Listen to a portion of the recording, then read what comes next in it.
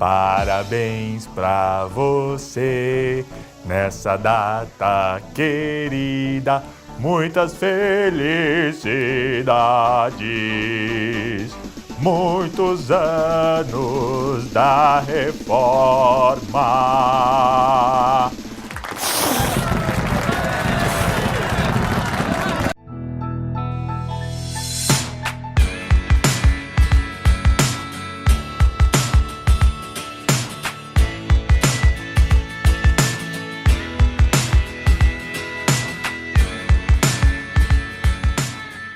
E aí galera, eu sou o Vitor BJ e hoje, como vocês já viram, a gente tá em clima de festa. Nessa semana a gente comemora 500 anos da Reforma Protestante. Pois é, esse movimento que começou com Lutero há 500 anos e tem libertado pessoas do legalismo, do perfeccionismo e de outros ismos muito perigosos. Por isso, viva a Reforma Protestante!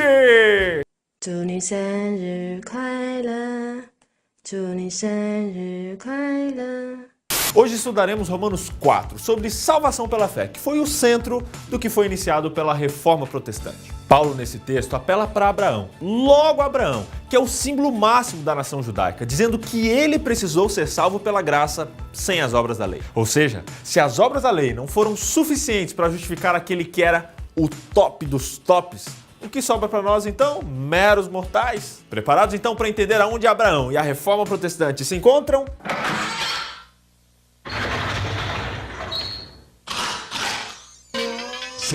Que lá vem história. Em Romanos 3, verso 31, Paulo deixou bem claro que a fé não anula a lei, ok? Embora sejamos salvos pela graça por meio da fé, a obediência à lei moral ainda continua valendo. Mas o que eles não entendiam era a função da lei, que naquele contexto tinha uma função ética. A religião do Antigo Testamento, assim como a do Novo, teve como base a graça de Deus concedida aos pecadores pela fé. Uou! E para ajudar os judeus cabeça dura daquela época, Paulo faz referência a Abraão. Olha só o que ele diz. Abraão creu em Deus e por isso Deus o aceitou. A pessoa que não põe a sua esperança nas coisas que faz, mas simplesmente crê em Deus, é a fé dessa pessoa que faz com que ela seja aceita por Deus.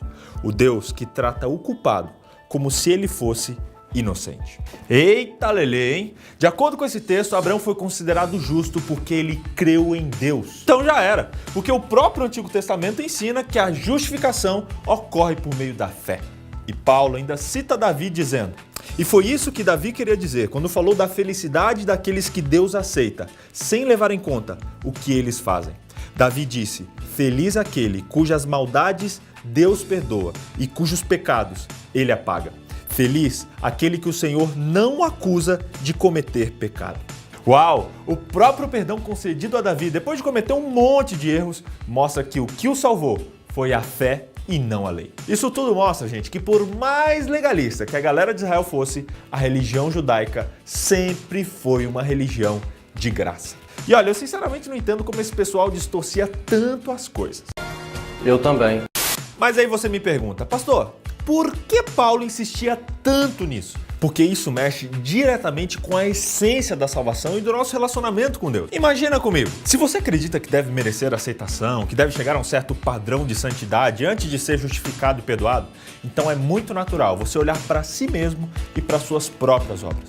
Aí você começa a medir tudo e todos de acordo com a sua própria conduta e julga e acusa todo aquele que pensar, agir e pecar diferente de você. Você entende? A religião vira um egocentrismo só.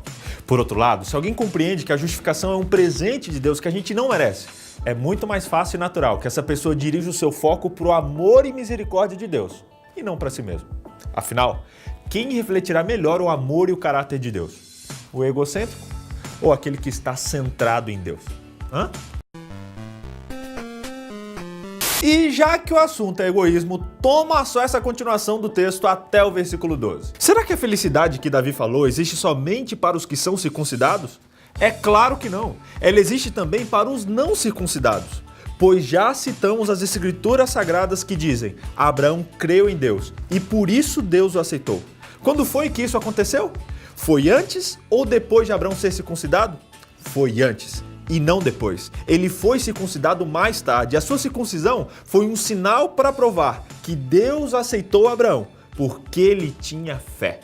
Eita, que hoje o negócio tá bom demais! Paulo continua explicando que a salvação pela fé não era apenas para os judeus, mas também para os gentios. E olha só que curioso, para a galera que achava que só quem era circuncidado era salvo, a Bíblia mostra que Abraão, o pai dos judeus, nem judeu era. Ele veio de uma linhagem pagã, sabia? Quando Abraão foi justificado, lá em Gênesis 15, ele nem mesmo foi circuncidado. Assim, Abraão se tornou pai de ambos, circuncisos e incircuncisos. Pisa menos, Paulo, pisa menos. Mas aí chegamos no verso 13 a 16. Deus prometeu a Abraão e aos seus descendentes que o mundo ia pertencer a eles. Essa promessa não foi feita porque Abraão tinha obedecido à lei, mas porque ele havia crido em Deus e havia sido aceito por ele. Portanto, a promessa de Deus depende da fé, a fim de que a promessa seja garantida como presente de Deus a todos os descendentes de Abraão.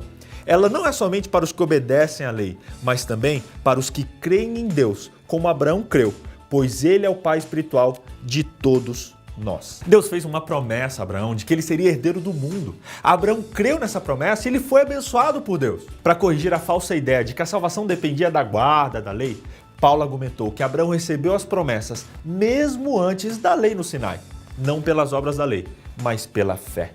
E é nesse momento que eu peço aos legalistas de plantão que não fiquem ofendidos nem apelem para amizade, ok? A gente é amigo, Paulo também é amigo, mas amigos, teologias à parte, ok? Não levem pro pessoal, beleza? Então você nunca mais vai conseguir me reconquistar. Nunca mais, só provando mesmo. O que Paulo queria explicar para os romanos é a mesma coisa que ele tinha tentado explicar para os gálatas. Querer receber as promessas de Deus por meio da lei torna a fé vazia e até mesmo inútil. Gente, todo mundo, judeus e gentios, transgredimos a lei. Portanto, a gente necessita da mesma coisa que Abraão necessitou. Sabe o quê? A justiça salvadora de Jesus, creditada a nós pela fé. Essa é a verdade, gente, que muitos anos depois levou ao início da Reforma Protestante. Quando a lei é apresentada sem fé, ela se torna sem graça. Entendeu? A boa notícia é que a fé nos liberta de vivermos condenados e oprimidos por tentar ganhar a salvação por meio dela.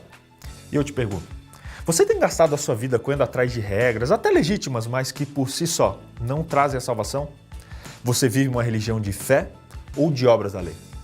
Pense sobre isso. E eu te garanto que você será liberto de viver sua vida pautada pela expectativa dos outros. Fazem 500 anos que Martinho Lutero pendurou suas 95 teses na porta da igreja de Wittenberg. E a gente só pode agradecer a Deus pela oportunidade de poder estudar e reestudar esse assunto central da nossa fé. E é por isso que eu convido você a compartilhar esse estudo com todos que você puder. Independente da religião, da idade, todos nós precisamos refletir sobre a salvação. E esse assunto é mais necessário do que nunca. Então, galera, a gente tem um encontro marcado aqui na semana que vem. Dá uma olhada aqui nas nossas redes sociais, se inscreve no canal, dá uma conferida nesse vídeo e não se esquece que semana que vem a gente tem um encontro marcado aqui. Combinado? Beleza? Aquele abraço, fui! E vou comer esse panetone aqui porque estamos tão pobres que nem bolo compramos. Tchau, galera. Uau!